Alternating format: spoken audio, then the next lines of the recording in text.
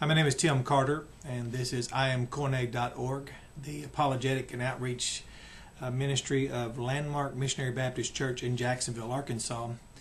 We will be starting quite a lengthy series about feigned flummoxes and these contradictions that seem to be sustained by people who believe first that they're in the Bible, or secondly, don't know that they aren't in the Bible.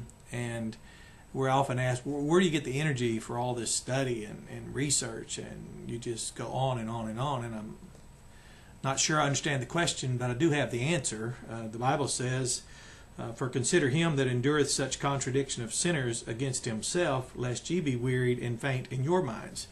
Well, that expression, the way it's worded out in the common text, where even someone like myself could understand it to where it wouldn't be misunderstood, it literally says for us to analyze for ourselves this same one, referring to Jesus, who having remained under, and it's anti-logic, the word contradiction in English, in the Bible, that means anti-logic, and it says by the devoted ones to negative observations. That word sinners there, the first word in it is negative. And it's really all they have to say. It means void or empty, and it functions to negate. And it's an observer. They're observations that these people made against Christ, and we know everything they said about him was the opposite or the anti of the truth concerning him. But it says that he, who having remained under anti-logic by the devoted ones to negative observations unto him, that is, they were making these negative observations unto him, and they were devoted to do it. It says there are results remaining in force from this willingness and actual act and faithfulness of Christ to endure. In order that, so here's the purpose, that you might not tire in your particular souls by being caused to faint. And what we found is, as people, Baptist people, we don't just say we aren't Catholic or that we're not Protestant. We demonstrate and define, document, and disclose the truth about that. And the veracity of the remark it is irrefutable. So we demonstrate that. We're not Judaic, Islamic, occultic, or New Age. We're not of the denominations or the religions or the theistic traditions. The faith we have been entrusted antedated all those things.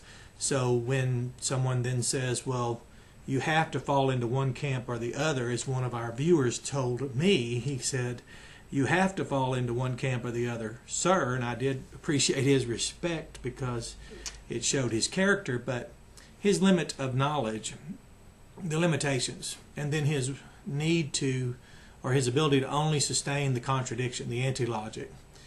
For example, there are people who call themselves Calvinists who say Arminians, the God of Arminianism is unworshipful, and people who call themselves Arminians will say the God of Calvinism is a monster. Well, those are negative observations, and people are devoted to those. That is their polemic. That is their hermeneutic. It's not in the Bible. It requires no study, no intelligence, no particular knowledge. But when I met the people called Baptists who informed me there was only one thing wrong with what I believed, and so many years ago when the Lord used them to find me, everything, just that one thing, if it wasn't for everything wrong with what I believed, I would have been doing better. But I aspired to want to not just say I'm not Calvinist nor Arminian.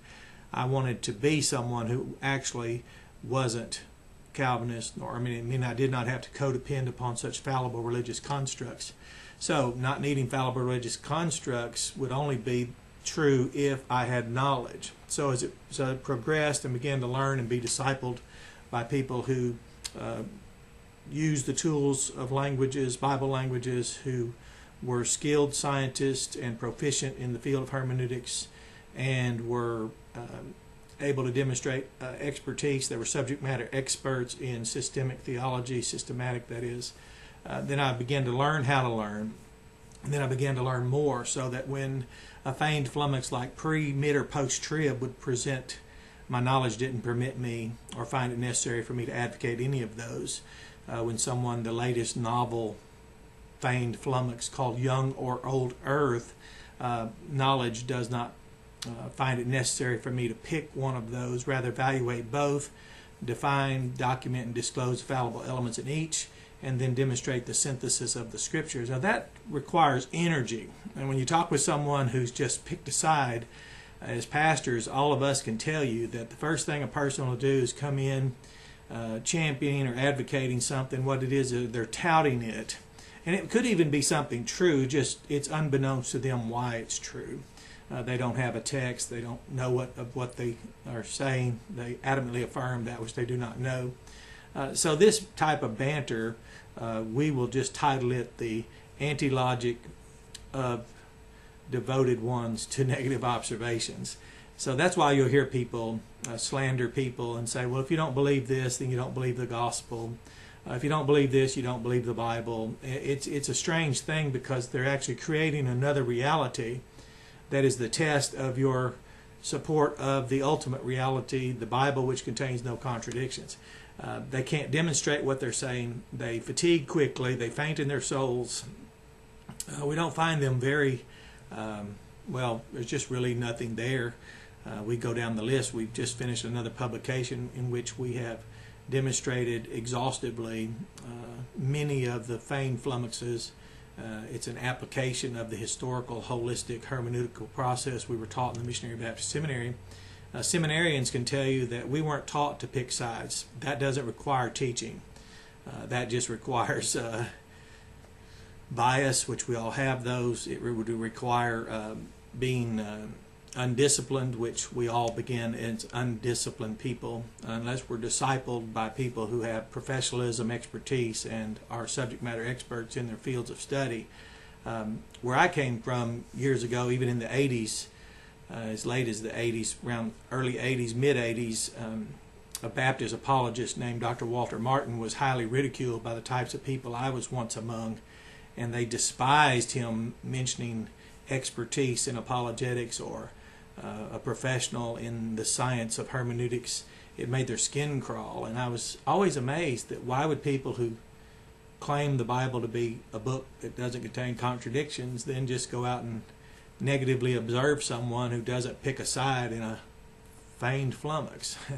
So if the Bible contains no contradictions, why do they ask us to pick sides? Well, because saying the Bible contains no contradictions is just something they say. They would have to have substantial knowledge. But why we don't tire and faint in our minds, our souls, is because the consequence of Christ's willingness to endure the anti-logic by devoted ones to negative observations, it's perfect tense. It says for us to analyze for ourselves this one who, having endured this, the consequences remain in force. So for us, those consequences are real and demonstrable and can be quantified and measured. And in demonstration, our energy and our inability, if you will, to faint in our souls is a direct consequence of that which remains in force that Christ accomplished 2,000 years ago. So when people have all these marvelous things they wish to tout, and they pick these little positions, and they have these fallible constructs, and the best they can do is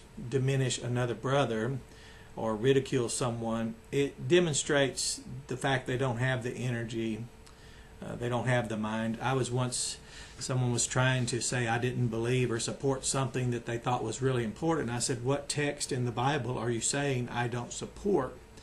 Well, once they mentioned the text, they wish they hadn't, because the text soon became something I had diagrammed, the words I had defined, the verbs I had conjugated, the nouns I had declined, the syntax I had evaluated, the context I had properly acknowledged.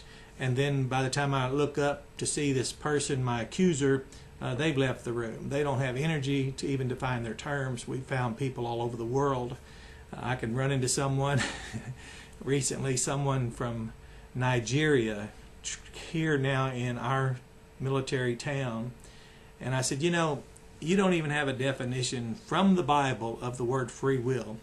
And he said, how did I know? And I told him, I said, we've learned from the data, the feedback, that people are so busy arguing whether or not the Bible teaches or does not teach something called free will that they, by negatively observing the other, the anti-logic, they think advocates of free will are wrong, and people that say no free will are thought to be wrong by those who say free will. But we noticed neither had necessarily even cared to define their term. Now, I wouldn't have known to do that had the Baptists not taught me. I would not have known to define, document, and then disclose, which is unconcealment. That's what the word truth is, unconcealment. So to speak the truth is to unconceal fallible elements in fallible religious constructs. And as a pastor, there's no higher level with educational responsibilities. And as a professional educator, I really can't be impressed with people who only gain for themselves notoriety by being willing to negatively observe someone who actually is bothered to study the Scriptures. But we have noticed something about them. If people don't assume something better of another person, so if they have to be pre, mid, or post-trib, they can only assume you have to be also. They can't imagine in their mind, limited mind, that is limited by only sating itself by picking something, that someone might have studied beyond that or have a better understanding. They can't imagine someone being liberated and free to not pick young or old earth. Well, my instructors didn't have to do that, and pastors of the Lord's churches don't find it necessary. We can evaluate it, define, document, and disclose fallible elements and all the things that men assert, and then we can remain focused on clearly demarcating and keeping the Holy Bible, God's words, which are infallible, clearly demarcated from the theological relativism, the practical Gnosticism, and all of these feigned flummoxes that seem to be just endlessly generated, but they seem to fade away. They're just like, they're like those little bottle rockets. It makes a little noise and then poof, it's gone, and then we are here like some kind of large, well-cured oak that you place it on the fire and it'll just keep burning and burning a nice slow, and you can really see the endurance and the patience. You can see the perseverance, the patient endurance. We demonstrate the fruit of the Spirit, the love which energized our faith, the joy, the cause or base of gladness, which nothing greater than to preach the gospel, make disciples, see Jesus Christ glorified in His churches all over the world. We have a peace about us that doesn't find us with an inner turmoil that just unleashes at any given moment when it's triggered by someone who doesn't have a weak mind to just go along with us. We have the patient endurance, gentleness, in that we are not here to harm the very people that God's called us to go and witness to. Goodness, we have the benefit of knowledge and the discipline to disciple and the compulsion by love to do so. And meekness, that restraint, it's not really because we're pushing anymore against it. It's because the restraint's there. There is nothing coiled or stored inside that might lash out at someone. And then faith, that support God gives us.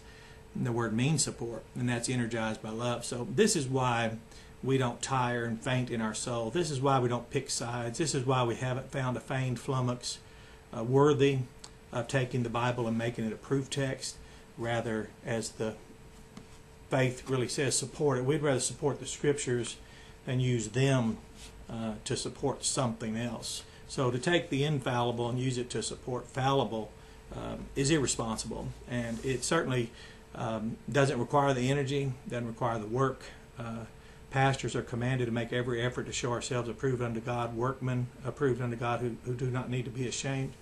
We're also, to be a pastor, aptitude to teach, that's demonstrable, and it is something that God expects, and He affords us that graciously. So this is why we don't faint under the anti-logic of those who are devoted to make negative observations. We expect that. It comes just like the fireman who expects smoke and fire. It's just like the police officer who expects danger and violence. Just like the doctor, he expects blood and pain. But we go into those environments, we improve those conditions, and we bring healing, we bring health, we bring help, we bring light where it's dark. And we're honored to do that. But to explain where do we get all the energy, I have to give it to Christ, and the credit that the Bible tells me is because His ability and willingness to endure it, the consequence of that remains in force, and that consequence fulfills the purpose that we might not faint, and that's a good thing. So have a blessed day and enjoy the teachings, and the feedback is remarkable. We enjoy it, appreciate it.